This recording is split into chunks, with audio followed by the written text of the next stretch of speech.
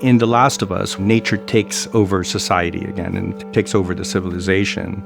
We imagine how it would be when a catastrophe happened all of a sudden and everyone had to drop what they're doing, pick up whatever they can, and leave.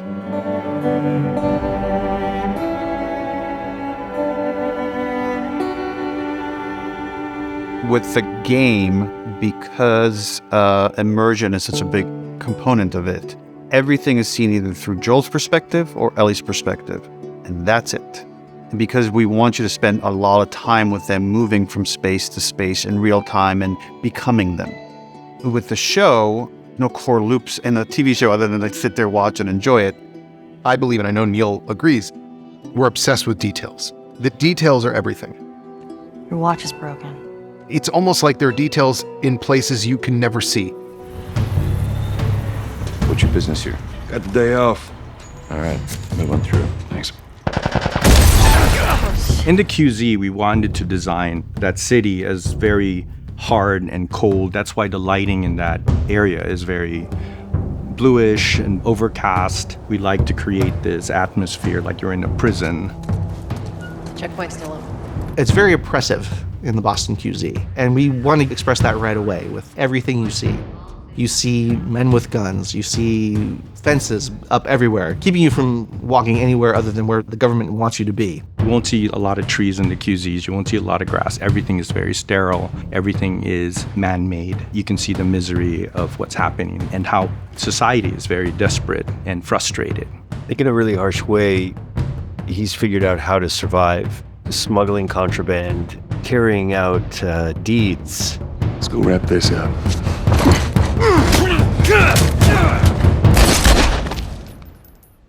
I needed him alive. What I also love is that there were opportunities to see Marlene doing different things. Because the story's so rich, you could probably walk into any room on there and have a completely new story happening, and we get to do that.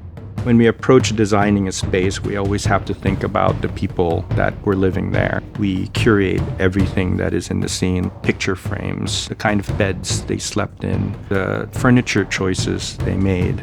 So everything is customized to the personality of the space and not just placed randomly. That's the world they live in. It's a very hard and difficult world that they've just kind of found a way to survive in.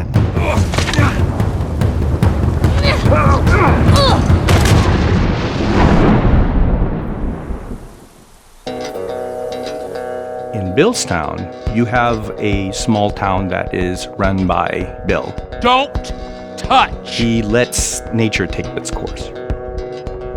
It's a juxtaposition to what like the rest of the world is. We wanted to create Billstown in a more warm setting, with the sunset there, shining through nature and all of the buildings inside. It creates this different aesthetics to contrast where you just came from. This is what freedom looks like now. It's dangerous. They're coming to the door! But it's also kind of, it has this beauty to it, where the world has just kind of come back and overtaken it. Thanks for the heroics and all.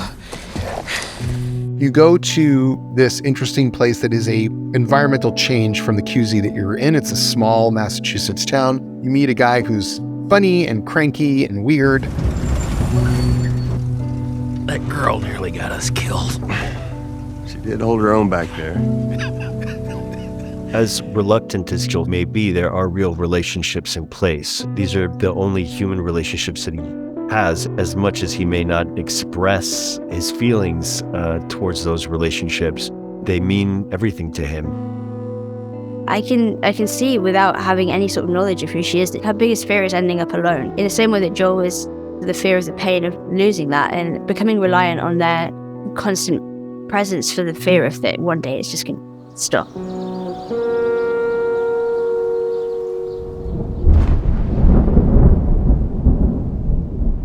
There's a lot of darkness in these games.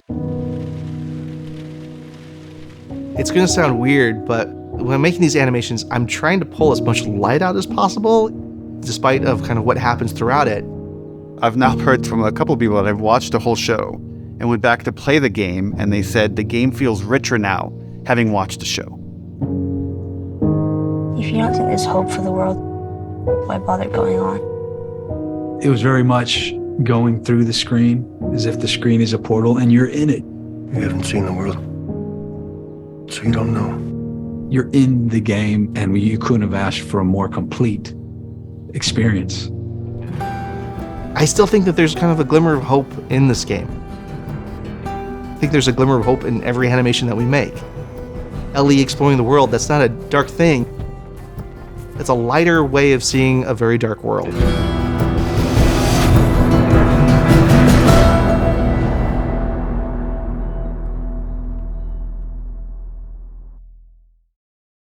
PlayStation